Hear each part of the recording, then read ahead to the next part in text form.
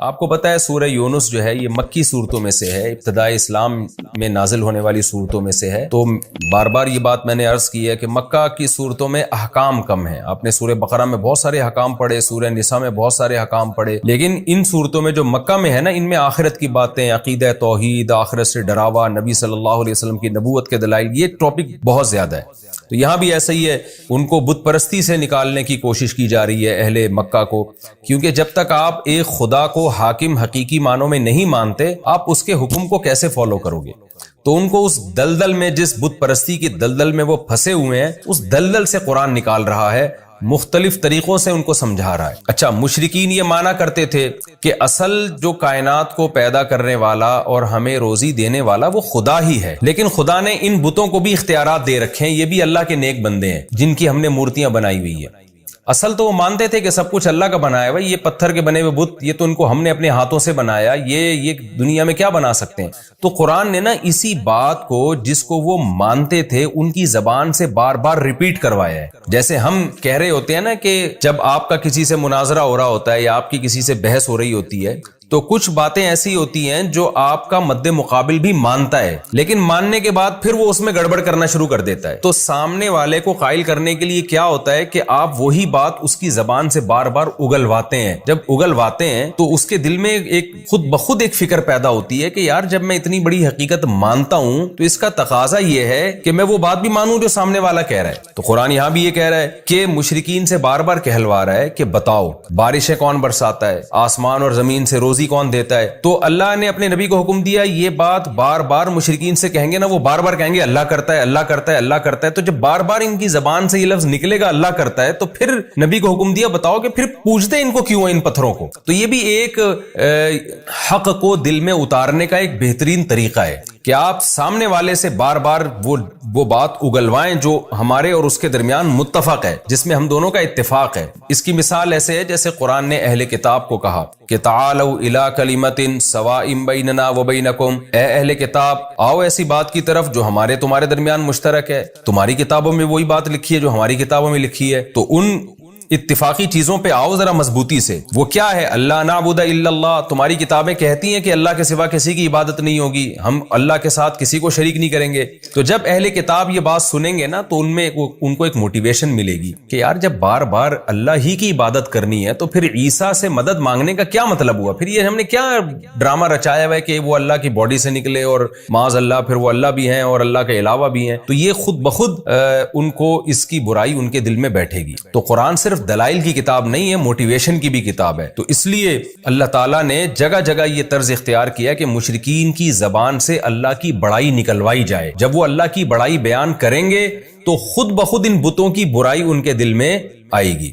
تو قرآن کہتا ہے قل، اے نبی ان سے کہہ دیجئے، من یرزقکم من السماء والارض، کون ہے جو آسمان سے تمہیں روزی دیتا ہے، بارشیں برسا کے، والارض اور زمین سے روزی دیتا ہے، امن یملک السمع، کون ہے جو سماعت کا مالک ہے، جب چاہے تمہاری کانوں کے سننے کی طاقت ختم کر دے، والابصار، اور کون ہے جو تمہارے دیکھنے کی طاقت کا مالک ہے، اس کو یہ کنٹرول ہے کہ جب چاہے تمہیں تمہاری دیکھنے کی قوت کو ختم کر دے، ومن یخرج الحی، کون ہے جو صاحب کمالات ہے، جو زندہ کو مردہ سے نکالتا ہے۔ جیسے انڈا ایک مردہ چیز ہے، تھوڑے دنوں میں کیسے اس میں ہارٹ بیٹ پیدا ہوتی ہے، روح پڑ جاتی ہے اور چوزا نکل آتا ہے۔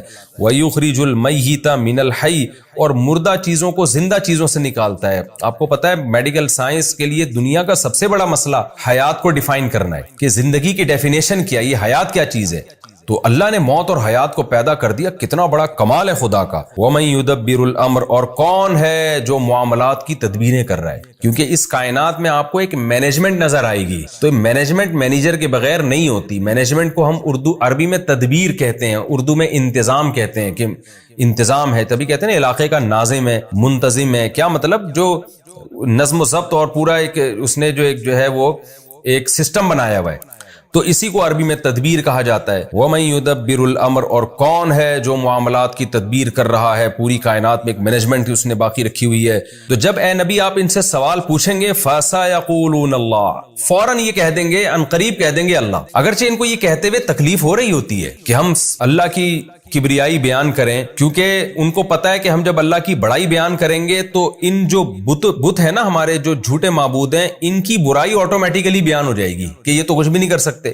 لیکن اس کے باوجود قرآن کہتا ہے فوراً یہ پکار اٹھیں گے کہ بھائی وہ تو اللہ ہے، یعنی اس میں تو کوئی دو رائے ہو ہی نہیں سکتی. کیونکہ مشرکین میں اتنی عقل تھی، وہ یہ مانتے تھے کہ جن بتوں کو ہم نے اپنے ہاتھوں سے بنایا ہے انہوں نے کہاں آسمان سے یہ کمبخت بارش برساتے ہیں، کہاں یہ پورے کائنات کو چلا رہے ہیں. یہ ان کے دل کی آواز تھی جو سوال پوچھنے پر فوراً ان کی زبان پہ آ جاتا تھا یہ جملہ. فقل، تو اے نبی فوراً آپ نے کیا کہنا ہے، افلا تتقون، تو پھر تم ڈرتے نہیں ہو خدا سے، بچتے نہیں ہو اس کی نافرمانی سے. تو جس نے یہ سارے کام کیے ہیں تو اصل تو وہ ہے جس کو پوجا جائے، جس کی عبادت کی جائے. فذالکم اللہ، کیا بلاغت ہے قرآن کی. بس ذالکم اللہ، یہ ہے اللہ، یعنی نبی سے کہا جا رہا ہے آپ ان سے کہیں کہ اللہ گویا ہاتھ کا اشارہ کر کے کہہ رہے کہ جو یہ سارے کام کرتا ہے نا، آسمان سے بارشیں برسا رہا ہے، زمین سے طرح طرح کی نباتات پیدا کر رہا ہے، اور ہر چیز کا مالک ہے، مردے کو زندہ سے، زندہ کو مردے سے نکال رہا ہے، اور پوری کائنات میں ایک مینجمنٹ کو برقرار رکھا ہوا ہے، جس کی یہ صفاتیں ذالکم اللہ، یہی تو اللہ ہے. یعنی محمد صلی اللہ علیہ وسلم جس اللہ کی طرف تمہیں بلا رہے ہیں وہ کوئی اچھمبے کی چیز نہیں ہے، وہ کوئی ایسی مخلوق، ایسی ذات نہیں ہے جو کھوپڑی میں آئی نہیں کہ وہ ہے کیا. یہی تو ہے جو سارے کام کر رہا ہے، بس اسی کی طرف تو تمہیں دعوت دی جا رہی ہے.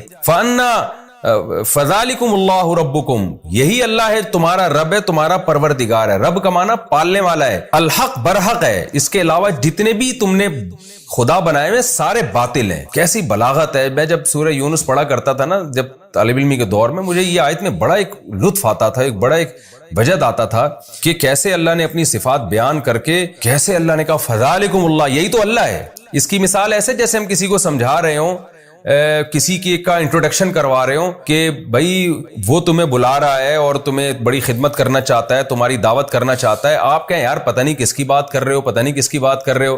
ایک دم وہ بندہ سامنے آ جائے، آپ کہیں یہی تو ہے جس کی میں بات کر رہا ہوں، یہ کوئی، اس کو تو تم پہلے سے جانتے ہو، اسی کی تو بات کر رہا ہوں میں جس کو تم پہلے سے جانتے ہو. تم ڈر کیوں رہے ہو اس سے؟ یہی قرآن کا انداز ہے. کیونکہ آپ آج بھی ایتھیسٹ سے جب بات کرتے ہیں نا خدا کی، وہ بھی گھنا بن جاتا ہے. جو خدا کے منکر ہیں نا وہ بھی کہتے ہیں پتہ نہیں کون سے گاڈ کی بات کر رہے ہو یار، تم ہے بھی کہ نہیں ہے، کہاں ہے وہ، نظر کیوں نہیں آتا. تو اللہ اپنی صفات بیان کرتا ہے کہ یہ سارے کام آٹومیٹیکلی خود بخود نہیں ہو سکتے. تو جو یہ کام کر رہا ہے فذالکم اللہ، یہی ہے اللہ، بالکل تمہارے سامنے ہے، کوئی ایسی چیز نہیں ہے جو تمہاری عقل سے بالا تر ہو. اور اللہ ہے، اور ربکم، یہ پال رہا ہے تمہیں، صرف مالک نہیں ہے بلکہ تمہیں رزق بھی دے رہا ہے، تمہاری تربیت بھی کر رہا ہے. الحق، اور یہی برحق ہے، اس کے علاوہ جتنے جھوٹے خدا تم نے بنائے ہوئے ہیں وہ سارے باطل ہیں.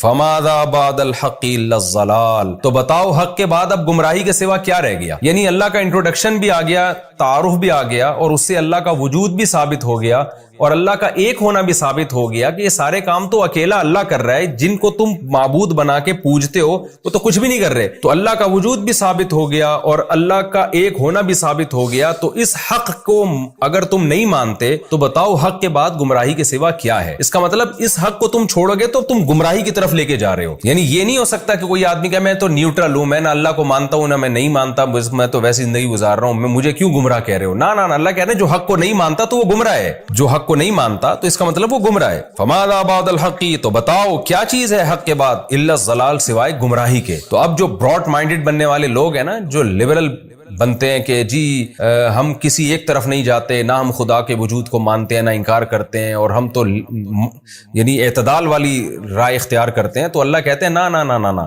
ایک چیز کا حق ہونا ثابت ہو جائے نا تو اس پہ ڈٹ جاؤ.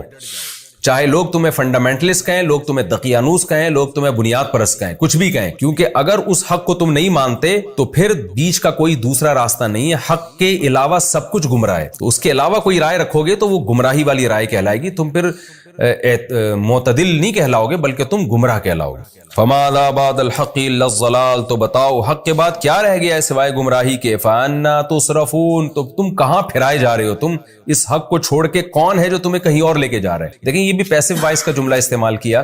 یہ نہیں کہا کہ فانا تصرفون، تم کہاں پھر رہے ہو، بلکہ تم کہاں پھرائے جا رہے ہو. کیا مطلب، کون سی طاقت ہے جو تمہیں حق سے ہٹا کر کہیں اور لے کے جا رہی ہے. اس میں بھی بلاغت ہے. بلاغت یہ کہ انسان کا ضمیر، اس کی عقل تو کہتی ہے کہ حق یہی ہے، لیکن کوئی غیر مرئی طاقتیں ہیں جو انسان انسان کو ہٹا رہی ہوتی ہیں وہاں سے. وہ شیطان بھی ہو سکتا ہے, وہ آپ کا کلچر بھی ہو سکتا ہے, وہ آپ کے ملکی قوانین بھی ہو سکتے ہیں, وہ آپ کا انوائرمنٹ اور بہت ساری اور چیزیں ہیں جو انسان کو آپ کی خواہشات بھی ہو سکتی ہیں, وہ ساری چیزیں آپ کو ہٹا رہی ہوتی ہیں, کھینچ رہی ہوتی ہیں دوسری طرف. تو اللہ کہتے ہیں کہ آپ کو کہاں پھرایا جا رہا ہے, کہاں گھمایا جا رہا ہے, یعنی کوئی اور گھما رہا ہے آپ کو. سوچو کوئی اور گمراہ کر رہا ہے, گویا آپ تو گمراہ نہیں ہونا چاہتے لیکن ایسا لگتا ہے کوئی طاقت ہے جو آپ کو سیدھے راستے سے ہٹا رہی ہے. اس کے بارے میں غور کرو.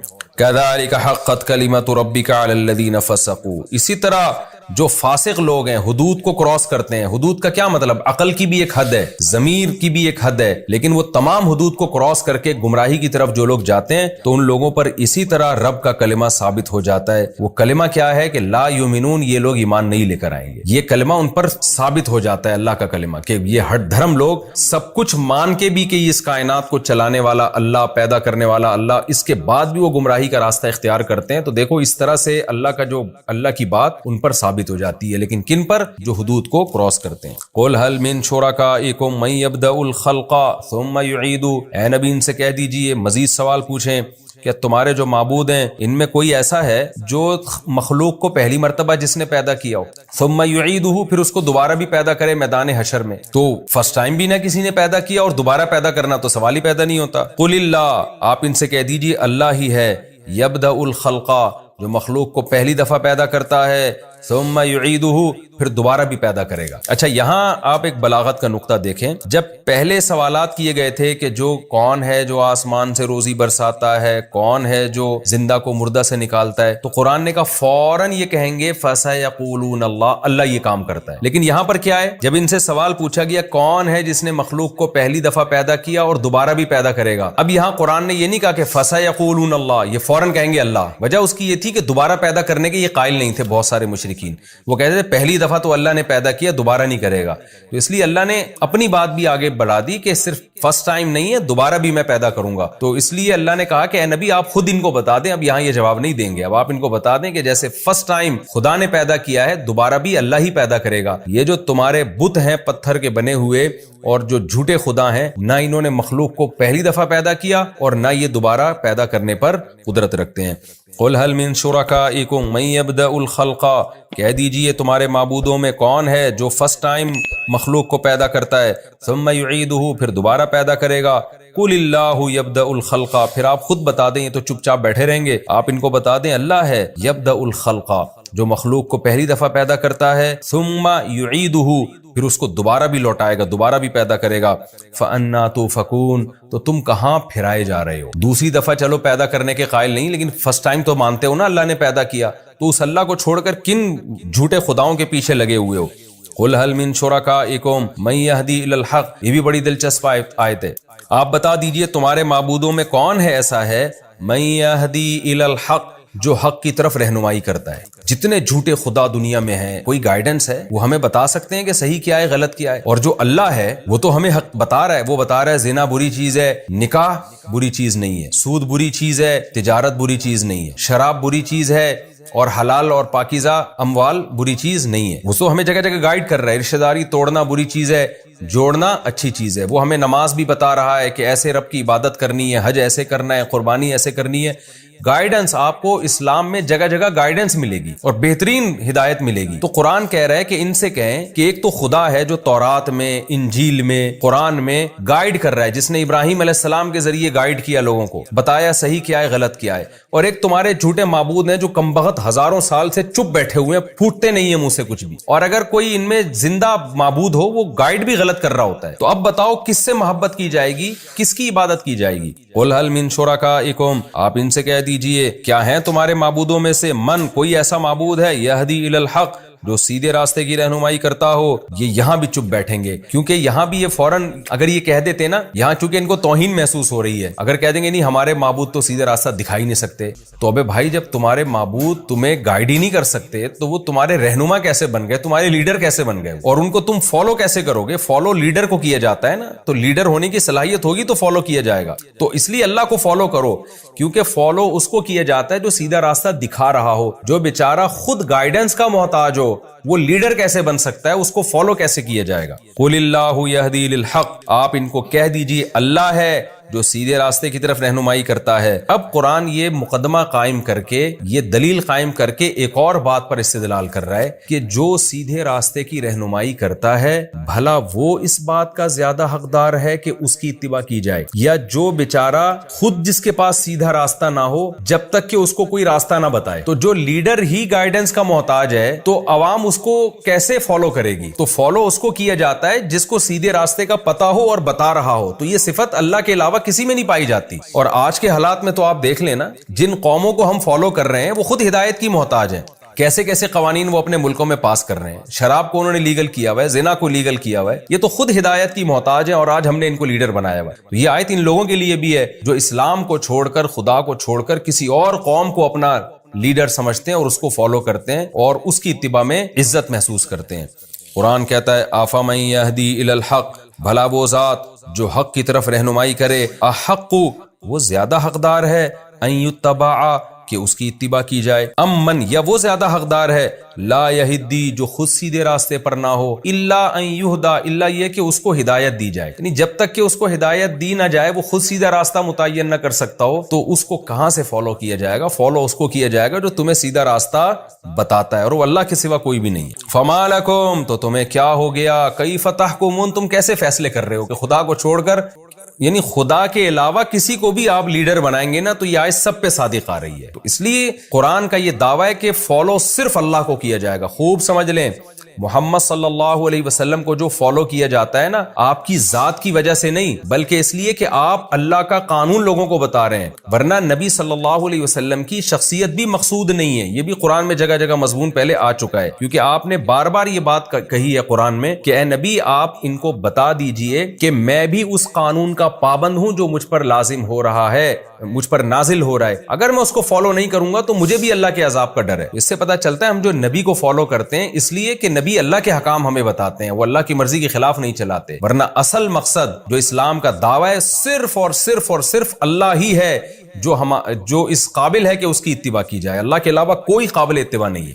وما يتبع اکثرهم الا ظنا، ان میں سے اکثر لوگ گمان کو فالو کرتے ہیں، دلیل کو فالو نہیں کرتے۔ گمان کیا ہے کہ کسی بابے نے، بزرگ نے کہہ دیا کہ یہ معبود ہے، اس کو فالو کرو، کسی نے کوئی قانون سازی کر کے دے دی، کوئی اس کو فالو کر رہا ہے۔ میں یہ ظن کی بحث پچھلے لیکچروں میں بہت ڈیٹیل سے بتا چکا ہوں کہ قرآن میں جو ظن کا لفظ ہے کتنے معنوں میں استعمال ہوتا ہے۔ تو یہاں جب ظن ہے نا، اس سے وہ ظن مراد ہے جس ظن کے پیچھے کوئی دلیل نہ ہو۔ ظن اور گمان کی دو قسمیں، ایک ظن وہ جو ناشی یعنی دلیل ہوتا ہے، اس کے پیچھے کوئی نہ کوئی دلیل ہوتی ہے، اور ایک وہ ظن ہوتا ہے جو اٹکل پچو، وہ ہوائی باتیں، فلاں سے سن لیا، جیسے آج کل ہے نا کالی بلی آگے سے گزر گئی تو یہ ہو جاتا ہے، کوا بیٹھ گیا تو یہ ہو جاتا ہے، جو فضول قسم کی چیزیں جن کے نہ کچھ سر نہ پیر۔ تو اللہ کہتے ہیں یہ لوگ بھی زیادہ تر ظن ہی کو فالو کر رہے ہیں، اور خدا کو جس کے برحق ہونے کے بے شمار دلائل ہیں اس کو فالو نہیں کر رہے، تو گمان کو فالو کر رہے ہیں۔ ان الظن لا یغنی من الحق شیئا، تو اس طرح کے جو ظن ہیں جن کی کوئی پیچھے دلیل نہیں ہوتی، یہ حق کا ذرا بھی فائدہ نہیں پہنچاتے، اس سے انسان کبھی بھی حق تک نہیں پہنچ سکتا۔ ان اللہ علیم بما یفعلون، جو کچھ یہ لوگ کر رہے ہیں اللہ اس سے باخبر ہے۔ وما كان هذا القرآن ان يفترى من دون اللہ، اور یہ قرآن بھی ایسا نہیں ہے کہ اللہ کے سوا، اللہ کے علاوہ سے گھڑ دیا جائے اس کو، یعنی اللہ کے علاوہ کسی مخلوق کے ذریعے اس کو گھڑ کے لوگوں کے سامنے لا کے پیش کر دیا جائے، کوئی شاعر ہو جو یہ کلام پیش کر دے، ایسا بھی نہیں ہے۔ ولیکن تصدیق الذی بین یدی، کیونکہ نبی جب یہ قرآن پڑھتے تھے نا تو بلاغت تو اس میں بلا کی ہے، یہ عجیب آیتیں، مشرکین بڑے ہل جاتے تھے اندر سے۔ قرآن کہتا تھا من یرزقکم من السماء والارض، کون ہے جس نے آسمان اور زمین سے تمہیں رزق دیا، کون ہے جو تمہیں سیدھا راستہ دکھاتا ہے؟ تو لیڈر تو وہی ہو سکتا ہے جو سیدھا راستہ دکھائے۔ تو مشرکین کے ذہن میں ایک وہم آ سکتا تھا، وسوسات آ سکتا تھا، اور ہر دھرمی میں بھی یہ بات کہتے تھے کہ محمد صلی اللہ علیہ وسلم نے کلام گھڑ لیا ہے اپنی طرف سے، بڑا زبردست خوبصورت کلام کرتے ہیں، ہمارے سامنے دلائل کے انبار لگاتے ہیں، تو یہ بڑے بہترین شاعر ہیں، بڑی بلاغت ہے ان کے کلام میں، گھڑ لیا انہوں نے۔ تو قرآن اس کا بھی جواب دے رہا ہے کہ یہ شیطان تمہیں خدا کے کلام سے ہٹا رہا ہے، اللہ تم سے کلام کر رہا ہے، باتیں کر رہا ہے، تمہیں سمجھا رہا ہے، اور تم اب جب تمہارے پاس دلائل سے جواب نہیں ہے تو تم کیا کہتے ہو؟ یہ اللہ کا نہیں ہے، محمد صلی اللہ علیہ وسلم کا کلام ہے۔ قرآن کہتا ہے ایسا نہیں ہے، یہ قرآن ایسا نہیں ہے کہ اللہ کے علاوہ سے گھڑ لیا گیا ہو۔ ولیکن تصدیق الذی، یہ تو تصدیق کر رہا ہے ان کتابوں کی جو اس سے پہلے گزر چکی ہیں۔ گھڑی ہوئی بات ہمیشہ نہیں ہوتی ہے، پچھلوں کی نقل نہیں ہوتی وہ. تو تورات کا بھی یہی مضمون ہے, انجیل کا بھی یہی مضمون ہے, اور قرآن کا بھی یہی مضمون ہے. اگر محمد صلی اللہ علیہ وسلم نے گڑھنا ہوتا نا تو اس کی آیتیں میچ کیوں کر رہی ہوتی ہیں تورات اور انجیل سے؟ ایک بڑے اسکالر گزرے ہیں ہندوستان میں, خطبات بہاولپور کے نام, ڈاکٹر حمید اللہ. ان کی بڑی ریسرچ ہے آسمانی کتابوں پہ بھی, انتقال ہو گیا, اللہ ان کی مغفرت فرمائے. خطبات بہاولپور کے نام سے ان کے بڑے زبردست لیکچرز ہیں, میں نے بچپن میں پڑھے تھے وہ. ان کی دنیا میں ٹریولنگ بہت ہے, انہوں نے تورات انجیل پر بھی بڑی ریسرچ کی ہے. انہوں نے یہ بات اپنے مقالے میں لکھی ہے کہ آج دنیا بھی اس پر حیران ہے کہ قرآن, تورات اور انجیل, ان میں ان کا جو انداز بیان ہے نا وہ سیم ہے. حالانکہ تورات کہاں نازل ہو رہی ہے؟ ارض شام میں, اور عیسائیوں اور یہودیوں کا محمد صلی اللہ علیہ وسلم سے کوئی لنک تھا ہی نہیں. عربوں سے, جو مکہ کے عرب ہیں نا, مدینہ میں تو پھر بھی تھے, مکہ میں سے تو ان کا اہل کتاب کا کوئی تعلق ہی نہیں تھا. لیکن مکہ کا ایک یتیم بالکل اسی انداز سے کلام پیش کر رہا ہے جو موسیٰ کلیم اللہ کر چکے ہیں اور جو عیسیٰ روح اللہ کر چکے ہیں. تو یہ خود قرآن کے لیے قرآن کے برحق ہونے کی ایک بہت بڑی دلیل ہے. تو قرآن کہتا ہے وَلَٰكِن تَصْدِيقَ الَّذِي, یہ تو ان مضامین کی تصدیق کرتی ہے جو اس سے پہلے گزر چکی ہیں, سیم مضامین ہے. جیسے وہ اللہ کی کتاب تھی, یہ بھی اللہ کی کتاب ہے. وَتَفْصِيلَ الْكِتاب, اور اس میں ضروری احکام ہم نے تفصیل سے بیان کر دیے ہیں. لَا رَيْبَ فِيهِ, اس کے اللہ کی طرف سے ہونے میں کوئی شک نہیں ہے. مِن رَبِّ الْعَالَمِينَ, رب العالمین کی طرف سے ہے. ام یقولون افترا, کیا یہ لوگ کہتے ہیں کہ اللہ نبی نے یہ کلام گھڑ لیا ہے؟ قل فاتوا بسورۃ مثلہ, اے نبی ان سے کہہ دیجئے تم بھی اس جیسی کوئی صورت بنا کے لے آؤ. گھڑنے پر تو کوئی تم پہ پابندی نہیں ہے نا, تم بھی ایسا کلام بنا کے لے آؤ, لوگ متاثر ہوں گے, تم بھی جھوٹی نبوت کا دعویٰ کر دو.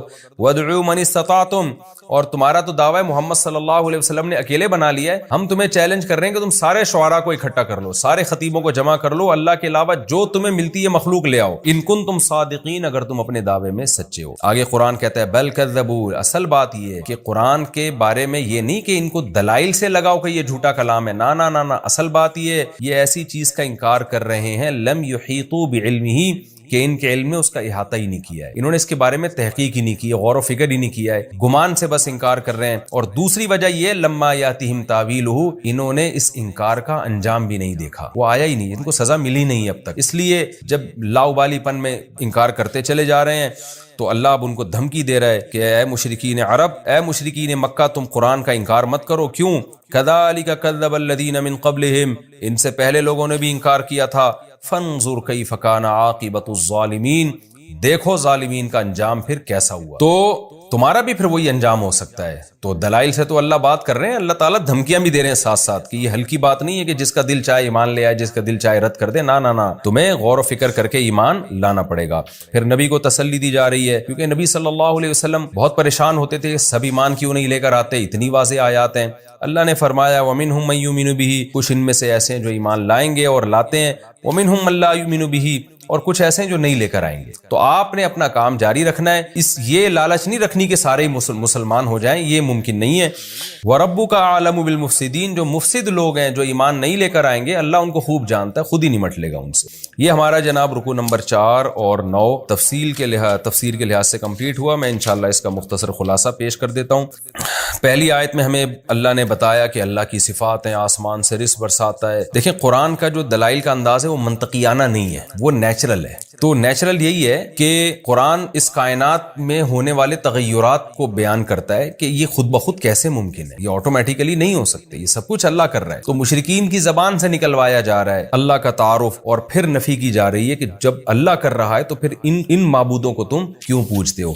تو پہلا مضمون تو اس کا توحید ہوا کہ سب کچھ کرنے والی ذات اللہ کی ہے, لہذا پکارا بھی اسی کو جائے گا اور عبادت بھی اسی کی جائے گی. دوسری بات ہمیں کیا پتہ چلی کہ پہلی مرتبہ اللہ نے پیدا کیا. مشرکین جو شرک کرتے تھے ان کی میں بھی اتنی کھوپڑی تھی کہ خود بخود کائنات پیدا نہیں ہو سکتی, تو وہ یہ مانتے تھے کہ فرسٹ ٹائم اللہ نے پیدا کیا. اختلاف اس میں کرتے تھے کہ دوبارہ پیدا ہوگا کہ نہیں, یہ ہوگی کہ نہیں ہوگی. تو آج کا جو ملحد ہے وہ بالکل ہی بے عقل ہے, وہ کہتے ہیں کائنات خود خالق ہے, یعنی کائنات نے اپنے آپ کو خود پیدا کر لیا. یہ تو پاگلوں والی بات ہے بالکل. اچھا یہ بھی خوب سمجھ لیں, جو ملحد کہتے ہیں نا کوئی خدا نہیں ہے, یہ بھی جھوٹ بولتے ہیں. جو یہ کہتا ہے نا خدا نہیں ہے, وہ اس کائنات ہی کو کریٹر مان رہا ہے, یعنی اس مادی چیز جو کچھ ہونے میں کسی طاقت کی محتاج ہے, اس محتاج ہی کو کریٹر قرار دے دیا. تو کتنی بڑی بے عقلی کی بات ہے. تو اللہ نے ان آیتوں میں بتایا کہ فرسٹ ٹائم بھی وہ پیدا کرتا ہے, دوبارہ بھی وہی پیدا کرے گا. اور تیسری بات ہم فالو کس کو کریں، اس کا بھی ان آیتوں میں اللہ نے جواب دیا کہ آفمن یہدی الی الحق احق ان یتبع امن لا یہدی الا ان یہدی۔ یہ آیت تو رٹا لگا کے یاد کر لیں، یہ آج مغربی کلچر پہ بہت صادق آتی ہے۔ مشرکین مکہ کسی کلچر کو فالو نہیں کرتے تھے، مشرکین مکہ اپنے ہی باپ دادا کے گڑے ہوئے مذہبی غلط نظریات کو فالو کرتے تھے۔ اس پہ قرآن نے یہ کہا کہ جو خود ہدایت کا محتاج ہو اس کو فالو کیا جائے گا، یا جو ہدایت دیتا ہو اس کو فالو کیا جائے گا۔ آج بھی یہ بات دنیا پہ صادق آتی ہے کہ دنیا میں مجھے بتاؤ قرآن کے علاوہ یا اللہ کے علاوہ جس نے قرآن میں آیتیں نازل کی آپ کو ہدایت ملے گی کہاں؟ جو مغربی ممالک جو اپنے آپ کو اتنے بڑے فنٹر سمجھتے ہیں، دنیا کی ذہین ترین اور تہذیب یافتہ قومیں سمجھتی ہیں، وہ خود اپنے ہاتھوں سے بنائے ہوئے قوانین سے پریشان ہیں۔ ان کا سسٹم کیسا تباہ و برباد ہو رہا ہے وہاں پہ، کس قسم کے بیہودہ قوانین وہاں رائج ہو رہے ہیں۔ یعنی جو چیز ان کی قوم میں شامل ہو جائے نا، کلچر کا حصہ بن جائے، وہی قانون بن کے اسمبلیوں میں پاس ہو جاتی ہے۔ تو جو برائی معاشرے میں پھیل جائے گی وہ قانون بن کے پاس ہو جائے گی۔ تو اس سے تو پتہ چلتا ہے وہ تو خود گائیڈنس کے محتاج ہیں، اور ہماری جو ینگ جنریشن ہے وہ فالو ان کو کر رہی ہے۔ اس لیے میرے بھائی فالو صرف اللہ ہی کو کیا جائے گا، کیونکہ آپ قرآن کے الحم سے لے کے والناس تک اگر احکام دیکھیں تو آپ کو نیچر کے قریب نظر آئیں گے۔ قرآن صفائی کی تعلیم دے رہا ہے، وَثِيَابَكَ فَطَهِّرْ، اپنے کپڑوں کو پاک رکھیے، یا ایھا النبی کلوا من الطیبات واعملوا صالحا، کہ کھاؤ بھی پاکیزہ اور عمل بھی پاکیزہ ہو۔ تو ہر چیز میں پاکیزگی جھلک رہی ہے، اس میں طہارت جھلک رہی ہے۔ تو اس لیے یہ 2 اور 2 4 کی طرح ہے کہ یورپ کے پاس، اہل مغرب اقوام کے پاس، ان لوگوں کے پاس ہدایت نہیں ہے۔ تو اللہ کہہ رہا ہے بھلا جس کے پاس خود ہدایت نہ ہو وہ اس بات کے زیادہ لائق ہے کہ اس کو فالو کرو، یا جو خود لوگوں کو ہدایت دے رہے جیسے کہ اللہ۔ ظاہر ہے اللہ کے علاوہ ہمارے پاس کوئی نہیں ہے جس کو ہم فالو کریں۔ اب اللہ نے ہمیں بتایا کہ میرے احکام تمہیں نبی بتائیں گے، لہذا نبی جیسا کر رہے ہیں اور جیسا کہہ رہے ہیں اس کو فالو کرتے چلے جاؤ۔ تو ہم نبی کی اتباع جو کرتے ہیں اس لیے تاکہ ہم اللہ کی اتباع کر سکیں۔ اور وما یتبع اکثرهم الا ظنا، اس میں ہر باطل کی جو بیس ہے وہ یہی ہوتی ہے۔ اس کے تحت علماء نے لکھا ہے کہ آج کل جو لوگوں کے سیاسی تبصرے یا اوٹ پٹانگ تبصرے، جن کی کوئی دلیل ہی نہیں ہوتی، ان کے پاس کوئی معلومات ہی نہیں ہوتی، اور بیٹھ کے آپ دیکھیں نا 4 آدمی جمع ہوں گے تو چاروں پھینکنا شروع کر دیتے ہیں، وہ یہ کر رہا ہے، وہ یوں کر رہا ہے، وہ غلط ہے، وہ صحیح ہے۔ کسی کے پاس کوئی اوتھینٹک بات نہیں ہوتی، کوئی دلیل نہیں ہوتی۔ تو یہ ہر باطل کے پیچھے یہی فلسفہ ہوتا ہے، بغیر تحقیق کے، بغیر دلیل کے بات کرنا۔ تو مشرکین عرب بھی اسی بیس پہ برباد ہوئے۔ اور پھر ان آیتوں میں ہمیں یہ بھی بتایا گیا کہ قرآن اللہ کا کلام ہے، اس کی بلاغت ایسی ہے۔ اس پر میں بہت ڈیٹیل سے سورہ بقرہ میں بات کر چکا ہوں کہ یہ جو قرآن بار بار دعویٰ کرتا ہے کہ اس جیسا کلام نہیں لا سکتے، اس کا مطلب کیا ہے۔ اس میں پہلے لمبی چوڑی بحث کر چکا ہوں، دوبارہ اس کو ریپیٹ نہیں کروں گا۔ تو خلاصہ یہی کہ بلاغت میں اس جیسا کلام عرب عاجز آ گئے، کوئی کسی نے جھوٹا کلام بھی پیش کرنے کی کوشش نہیں کی، ان کو پتا تھا کہ یہ ممکن نہیں ہے ہمارے لیے۔ تو اس سے قرآن کی صداقت کا بھی پتہ چلتا ہے۔ من کانت الآخرۃ ہمہ، جس نے آخرت کو اپنی ٹینشن بنا لیا تو اللہ اس کی تمام ٹینشنوں کو ختم کر دیتے ہیں، اس کی فکریں سمیٹ دیتے ہیں۔ ہماری ٹینشن بس ایک ہے، آخرت میں بخشش ہو جائے۔ نہ بیگم ٹینشن ہے ہماری، نہ بچے ہماری ٹینشن ہے، نہ کوئی اور ہماری ٹینشن ہے، نہ گورنمنٹ ہماری ٹینشن۔ میری ٹینشن یہ ہے کہ مجھ سے قیامت کے دن سوال ہوگا، میں اس سوال میں پورا اترتا ہوں یا نہیں۔ اب آٹا مہنگا ہونے کی ٹینشن ہم کیوں نہیں لے رہے کہ ہماری وجہ سے نہیں ہوا، میری وجہ سے ہوا ہوتا نا تو میں ٹینشن لیتا کہ آخرت میں چترول کس کے لگیں گے، میری وجہ سے تھوڑی ہوا ہے۔ اب اگر ہمارے پاس مسائل ہیں تو مہنگا آٹا خریدیں گے، وسائل نہیں ہیں تو بیگم کو بولیں گے پاپے چائے میں ڈبو کے، پاپے بھی آٹے کے بنتے ہیں۔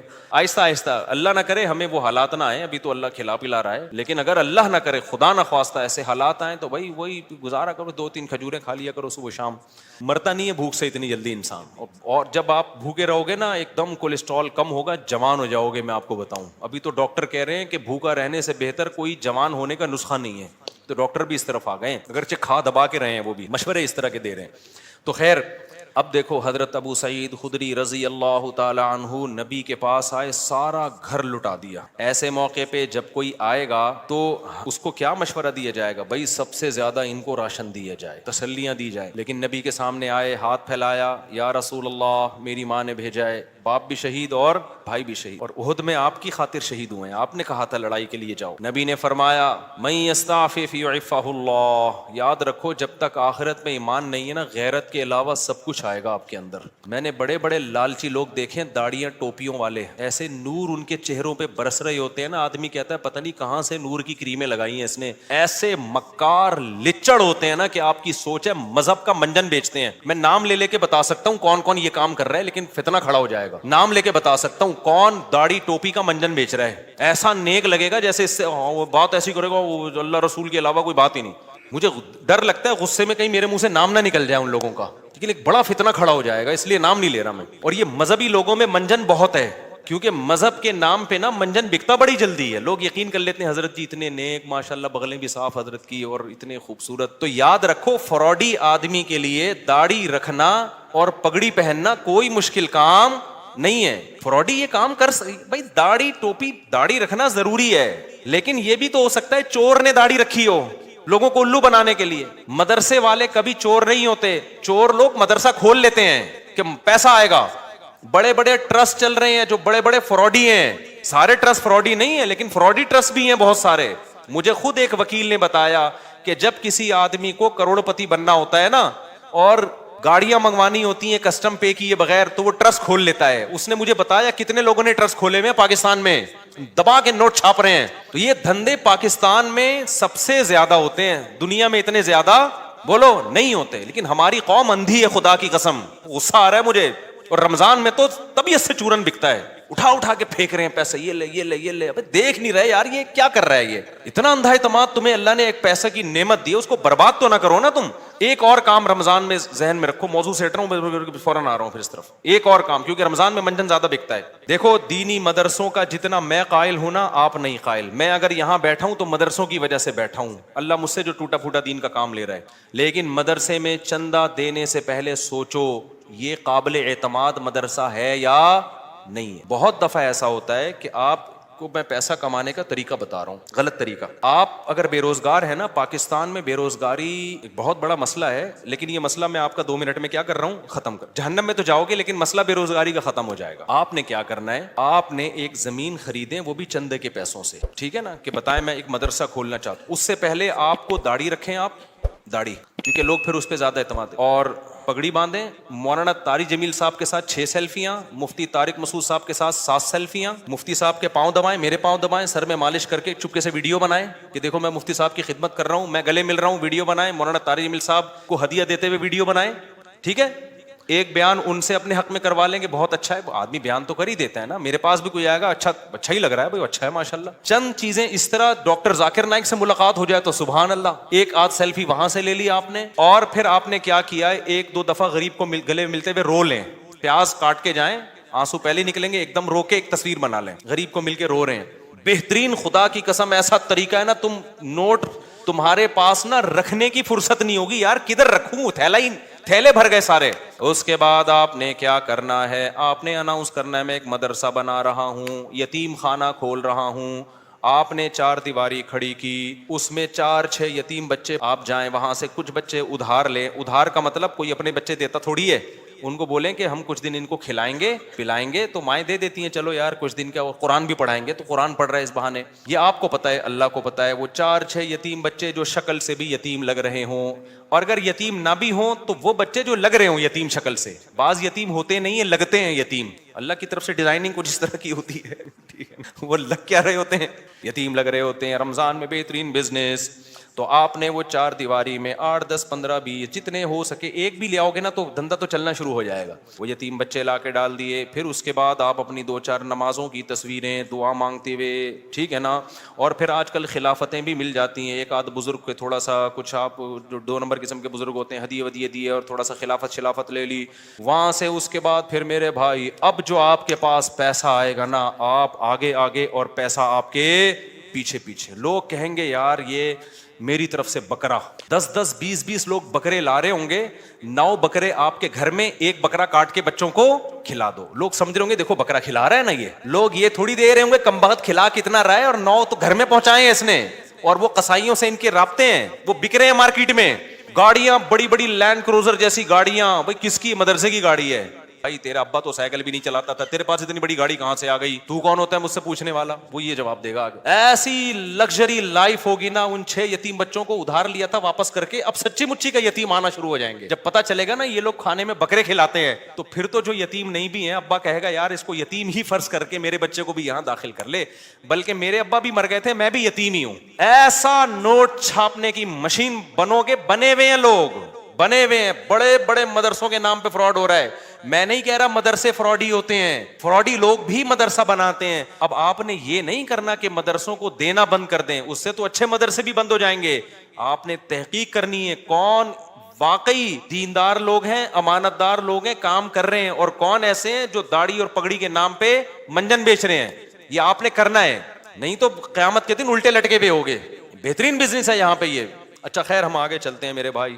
تو اب کیا تھا کہ حضرت ابو سعید خدری رضی اللہ تعالیٰ عنہ کو نبی نے کیا فرمایا. میں یہ عرض کر رہا تھا کہ آخرت ہوگی نا تو غیرت ہوتی ہے. یہ بہت بڑی اللہ کی نعمت ہے کہ آپ کا ہاتھ اللہ کے سوا کسی کے سامنے نہ اٹھے. اللہ سے مانگا کرو، یہ اسباب بھی اختیار کرو پیسہ کمانے کے، کیونکہ جو اسباب اختیار نہیں کرتا اللہ اس کی مدد نہیں کرتا. اگر گھر میں پڑے ہوئے ہو، محنت نہیں کر رہے اور کہہ رہے ہو کہ بس اللہ ہی دے گا، تو پھر اللہ آپ کو بھکاری بنائے گا. یہ یاد رکھنا. آپ نے کیا کرنا ہے، اپنی پوری کوشش کرنی ہے پیسہ کمانے کی، دماغ لگانا ہے. کیوں؟ رزق حلال عین عبادت ہے. الکاسب حبیب اللہ، محنت کر کے کھانے والا وہ اللہ کا دوست ہے. تو اب کیا ہے، ہمارے نبی نے حضرت ابو سعید خدری سے فرمایا کہ من یستعفف یعفہ اللہ. کیا مطلب؟ جو اپنے آپ کو رسوا ہونے سے بچانا چاہتا ہے، عفت کا مطلب رسوا ہونے سے بچانا، دامن داغدار نہ ہو، ذلیل ہونے سے بچانا چاہتا ہے.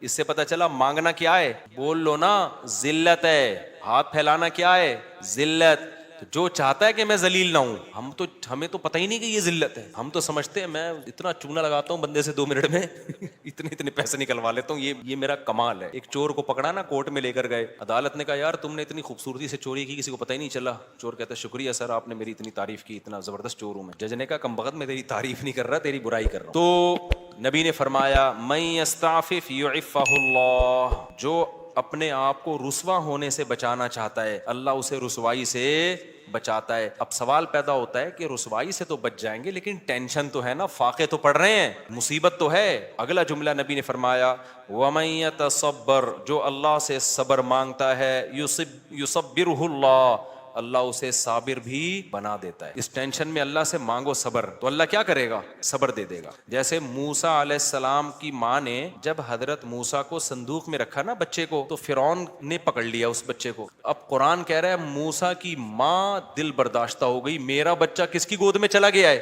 فرعون کی. ماں تو ایک دم ہو جائے گی نا. اگر جا کے بتا دیتی کہ میرا بچہ ہے، فرعون نے فوراً قتل کر دینا تھا اس کو. لیکن عورت جذباتی ہوتی ہے، وہ انجام نہیں دیکھتی، وہ جذبات سے مغلوب ہوتی ہے. لیکن قرآن کہتا ہے وَرَبَطْنَا عَلَىٰ قَلْبِهَا، ہم نے موسیٰ کی ماں کے دل کو باندھ دیا. کیا بلاغت ہے قرآن کی. موسیٰ کی ماں کے دل کو کیا کر دیا، رسیوں سے باندھ دیا، جیسے ہلے نہیں اپنی جگہ سے، دل برداشتہ نہ ہو. یہ قرآن کی بلاغت ہے، یعنی صبر کی توفیق دی. اس صبر کی توفیق کو بیان کرنے کے لیے قرآن کیا کہتا ہے، موسیٰ کی ماں کو کے دل کو ہم نے رسی سے کیا کر دیا، ایسے کس کے باندھ دیا، ہلے نہیں بھائی. جیسے کسی بندہ ہل رہا ہو نا، آپ اسے رسی سے کس کے بالکل بند کر دو، اب وہ گیا، یعنی وہ ہلنا بھی چاہے تو نہیں ہلے. تو اس سے پتہ چلتا ہے کہ بعض دفعہ انسان بے صبرا ہو رہا ہوتا ہے، لیکن اللہ کی طرف سے اس کو ایسی توفیق ملتی ہے کہ اللہ اس کے دل کو رسیوں سے باندھ دیتے ہیں. ہلنا نہیں، چپ کر کے تمیز سے بیٹھا رہے، مجھ پر اعتماد اور توکل کر.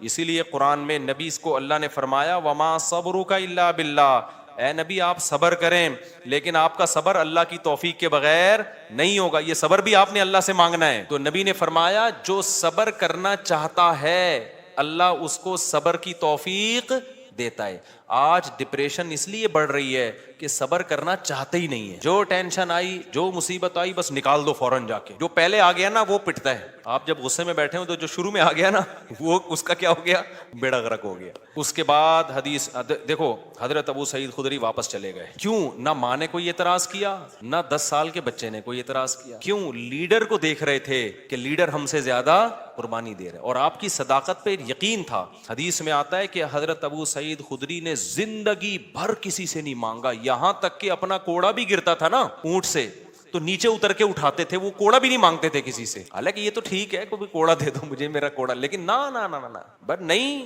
تو مطلب نہیں، اب سب کچھ خود کرنا ہے، اب نہیں مانگنا کسی سے کوڑا. وجہ کیا ہے؟ لیڈر کی طرف سے موٹیویشن مل رہی ہے، کیونکہ پتا ہے لیڈر یہ بات بتانے کے پیسے بولو نا نہیں لے رہا، اور دیکھ رہے ہیں کہ ہمارے گھر میں فاقہ ہے تو لیڈر کے گھر میں اس سے زیادہ فاقہ ہے, اس سے زیادہ فاقہ ہے. تو اس لیے آپ اگر گھر میں سربراہ ہے نا, بچوں کو انسان کا بچہ بنانا چاہتے ہیں تو پہلے خود انسان کا بچہ بننا پڑے گا. یہ میں اصل میں ایکچولی میں یہ کہنا چاہ رہا تھا, جس کے لیے پورا میں نے واقعہ سنا. اصل آپ کون سا میدان جنگ میں جا رہے ہو, جہاد میں جا رہے ہو, ماں باپ اور بھائیوں کو کٹوا رہے ہو آپ. تو ایکچولی جو میں بات عرض کرنا چاہ رہا تھا کہ اگر آپ چاہتے ہو کہ آپ کی بیوی انسان کی بچی بن کے رہے تو آپ کو پہلے انسان کا بچہ بننا پڑے گا. آپ چاہتے ہو کہ میرے گھر میں اخلاق کا ماحول ہو, تمیز سے بات کیا کریں, تو پہلے آپ کو تمیز سے بات کرنی پڑے گی. آپ بیگم سے کہہ رہے ہو تمیز سے بات کرو, اس کا مطلب آپ خود ہی تمیز سے بات نہیں کر رہے. وہ تو آپ کا ایٹیٹیوڈ دیکھ رہی ہے نا.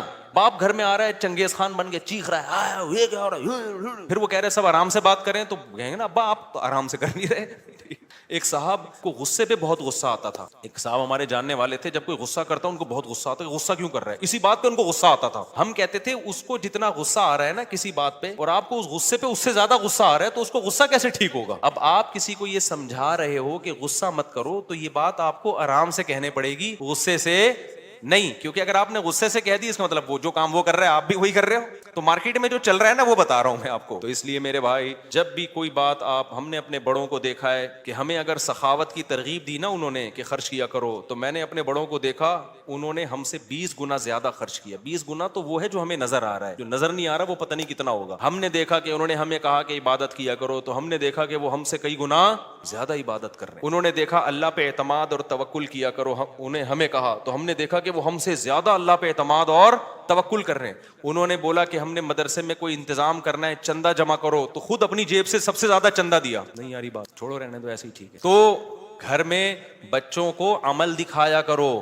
آپ اگر اپنے بیٹوں کو سمجھاتے ہو کہ بہنوں کے ساتھ اچھا سلوک کرو, یہ اس زمانے کی بات ہے جب گھر میں بچے بچیاں ہوا کرتے تھے. اب تو ایک آدھ ہوتا ہے, تو وہ سارا سیٹ اپ ہی برباد ہو. پہلے یہ ہوتا تھا 7-8 بہن بھائی ہیں, تو ماں باپ بھائیوں کو حکم دیتے تھے بھائی بیٹوں کو بھی بیٹیوں کا بھی خیال کرنا. اب تو ٹیاں ہے ہی نہیں, ٹی رہ گئی ہے, بیٹیاں نہیں ہوتی. ایک آدھ بیٹی ہوتی, وہ خود ہی اپنا خیال رکھ لے گی, اس کے لیے آپ کو نہ وصیتیں کرنے کی ضرورت نہ تکلف کی. یہ ان لوگوں کی بات کر رہا ہوں جن کے ہاں بچے ہوتے ہیں, خاندان ہوتے ہیں, چاچے مامے خاندان گھر آباد ہوتے ہیں. تو ان کے لیے خصوصی پیکیج ابھی میں پیش کر رہا ہوں کہ جب وہ اپنے بیٹوں کو سمجھائیں کہ اپنی بیٹیوں کا خیال کرنا, تو کیا مطلب بھائیوں کو سمجھا رہے ہیں بہنوں کا, تو پھر آپ نے ان کے سامنے اپنی بہنوں کا خیال کر کے دکھانا ہے. اپنی بہنوں کو دعوت دو, ان کو ہدیے دو, ان کو پیسے دو, بچوں کو پتا چلے ہمارا ابا اپنی بہنوں کا اتنا خیال کرتا تھا, تو ہمیں بھی ابا کے جانے کے بعد اپنی بہنوں کا خیال کرنا ہے. ان کو پتا ہے ابا کے پاس نصیحتوں کے علاوہ کچھ بھی نہیں ہے, ٹھیک ہے. پوری تقریر ابا کی 1 گھنٹے کی ہوتی ہے, لیکن ابا کی جب بہنیں آتی ہیں تو ابا 5 روپے بھی خرچ کرنے کے لیے تیار نہیں ہے. بچوں کو آپ نے کہا کہ دیکھو بیٹا, تمہارے بھائیوں میں کوئی غریب ہو جائے, بھائیوں میں پہلے ہوتے تھے, اب بھائی نہیں, ایک آدھ بچہ ہی بس, سارا برباد ہوگا. مجھے تو اتنا غصہ آتا ہے نا, پکڑ کے چترول لگانا شروع کر دوں کہ تم لوگوں نے فیملی پلاننگ والوں کی باتوں میں آ کے کیسا بیڑا غرق کباڑا کر دیا اپنے گھروں کا یار, سارا فیملی سسٹم تباہ کر دیا. اس کے لیے شادی کرنے کی ضرورت ہی نہیں تھی تم لوگوں کا یار. شادی تو ہوتی بچے پیدا کرنے کے لیے, ایسے ہی تھوڑے دن رہ گئے تھے زندگی گزار لیتے. ٹینشن, بیگم کی ٹینشن کی بھی کیا ضرورت ہے, اور اگر ٹینشن لے لیے تو ایک آدھ بچے سے زیادہ تو پھر اس کی ٹینشن ہوتی ہے. بچوں کی وجہ سے تو بیوی کو پال رہا ہوتا ہے آدمی. خیر اب یہ باتیں پھر خواتین ناراض ہوتی ہیں, ویسے بھی پالتا ہے, ایسا نہیں ہے صرف بچوں کی وجہ سے, تو بلکہ پالتا کہاں ہے, خود پلتی ہیں. تو میرے بھائی میں یہ عرض کر رہا تھا کہ آپ نے بیٹوں کو سمجھانا ہے کہ اگر تمہارے بھائیوں میں سے کوئی غریب ہو جائے تو جس بھائی کو اللہ پیسہ دے گا اس نے اپنے غریب بھائیوں کا خیال کرنا ہے. یہ تقریر جب سمجھ میں آئے گی جب بچے دیکھیں گے ہمارے ابا ہمارے چاچا اور تایا کا خیال رکھتے ہیں. نہیں یار, آپ کے بھائیوں میں کوئی غریب ہو جائے نا, ایسا نہ کرو کہ وہ آ کے آپ سے بھیک مانگے, یار اللہ کے نام پہ کچھ دے دے, تو گاڑیوں میں گھوم رہا ہے, کچھ ہمیں بھی دے دے. آپ نے پہلے سے ہی ان کو دینا شروع کر دینا, ان کا حصہ ہے. وفی اموالہم حق للسائل والمحروم وآت ذی القربى حقہ. اللہ کہتے ہیں رشتہ داروں کو ان کا حق دو. تو رشتہ داروں میں تو بھائی بہن سب سے پہلے ہیں بھائی. اللہ کہہ رہی ہے ان کا رائٹ ہے, ان کا حق ہے. آپ کے پاس پیسہ ہے, وہ غریب ہیں, تو میں نہیں کہہ رہا ان کو وہی اسٹینڈرڈ دے دو جو آپ کا ہے, اتنا تو کرو نا کہ کچھ تو تھوڑا سا خیال کرو ان کا. ایک کے پاس پیسہ آ جاتا ہے, دوسرا پیچھے پڑا ہوا ہوتا ہے اور وہ کہتے ہیں تجھے ضرورت کیا ہے, ضرورت کیا ہے. بھائی بھائیوں کو بہنوں کو ضرورت کی وجہ سے نہیں دیا جاتا. کس وجہ سے دیا جاتا ہے؟ رشتے کی وجہ سے دیا جاتا ہے. یہ اللہ کا حکم ہے. اگر آپ آخرت پر ایمان رکھتے ہو آپ کو یہ کرنا پڑے گا. نہیں رکھتے تو جیسے انگریز زندگی گزار رہا ہے, وہ بیوی کو بھی نہیں کھلاتا, وہ ماں باپ کو نہیں کھلاتا, تو آپ بھی نہ کھلاؤ. تو ایک فیصلہ کر لو، انگریزوں کے طریقے پہ چلنا ہے یا اسلام کے طریقے پہ چلنا ہے. اسلام کے طریقے پہ اگر چلنا ہے تو رشتہ داروں پہ بھی خرچ کرنا پڑے گا، بیوی بچوں پہ بھی خرچ کرنا پڑے گا، والدین پہ بھی خرچ، دیکھو جملہ مکمل ہی نہیں کر رہے، کرنا پڑے گا. تو حضرت ابو سعید خدری کو نبی نے کیا فرمایا؟ جو اللہ سے صبر مانگتا ہے اللہ صبر دیتا ہے. بڑی خاندانی بات. اب اس کا یہ مطلب نہیں ہے کہ مانگنے والوں کو دینا چھوڑ دو، ان کو آپ یہی مشورے دیا کرو. آئندہ کوئی آئے بھکاری تو آپ کو حدیث میں آتا ہے حضرت ابو سعید خدری آئے تھے تو نبی نے ان کو مشورہ دیا تھا، تو میرا بھی مشورہ یہ اللہ سے مانگ جا کے. نبی نے ہر ایک کو یہ مشورہ نہیں دیا، لیول دیکھا لوگوں کا. بہت سے صحابہ آئے نبی نے ان کو دے دیا کہ ان کا توکل کا وہ لیول نہیں تھا. ابو سعید خدری تو لیڈر تھے نا، بعد میں لیڈر بنے ہیں، جنگوں میں کمانڈر بنے ہیں، علم کے مفتی بھی بنے حضرت ابو سعید خدری. ان صحابہ میں ہر ایک مفتی نہیں تھا، چند مخصوص لوگ تھے جو فتویٰ دیا کرتے تھے. تو مذہبی لیڈر تھے نا حضرت ابو سعید خدری، اس لیے ان کو تیار کیا نبی نے کہ ان کا لیول توکل کا اونچا ہوگا. تو اب یہ جو بیچارہ عام بھکاری آ رہا ہے اس کو وہ والے توکل پہ نہ چڑھاؤ بھائی، ٹھیک ہے، جس پہ خود بھی نہیں ہو. ہاں بھکاریوں کو دینا چاہیے نہیں دینا چاہیے اس میں بہت سوچ سمجھ کے. بھکاریوں میں پروفیشنل لوگ بہت زیادہ ہیں. پورے نا سعودی عرب میں بھکاری لوگ کنٹینر بھر کے لا رہے ہوتے ہیں. ایک ہمارے میں پہلے جہاں رہا کرتا تھا نا وہاں ایک جاننے والا بندہ تھا، اس کے بارے میں پتا چلا کہ سعودی عرب میں وہ حج کرنے گیا اور بھیک جمع کر کے پورا کنٹینر بک کرایا، اس کا پورا مال اترا ہے کنٹینر یہاں پہ.